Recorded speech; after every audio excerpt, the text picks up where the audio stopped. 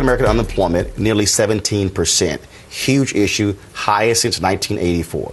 One of the concerns that I have is that in this jobs bill, a lot of these jobs are infrastructure jobs.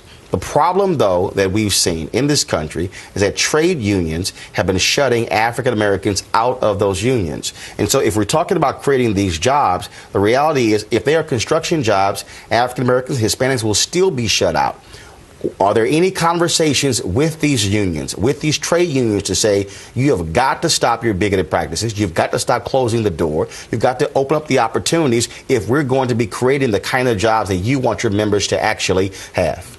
Well, there's no question. The president wants inclusive growth, inclusive job creation, and I think that we have a measure actually in the bill that talks about ensuring that we have an initiative to make sure that the jobs are going to a diverse amount of companies, construction companies. So I think that is something that's absolutely reasonable to raise and for us to discuss. But I do want to point out, this is a broad bill, and this is going to help create jobs across the board. So, for example, there are 100,000 African-American owned small businesses who would get the tax relief, significant tax relief, up to $150,000 in their small businesses. For many minority-owned small businesses who have been turned away from their banks, that extra cash, that extra support can make a big difference in hiring a few more people, inventory.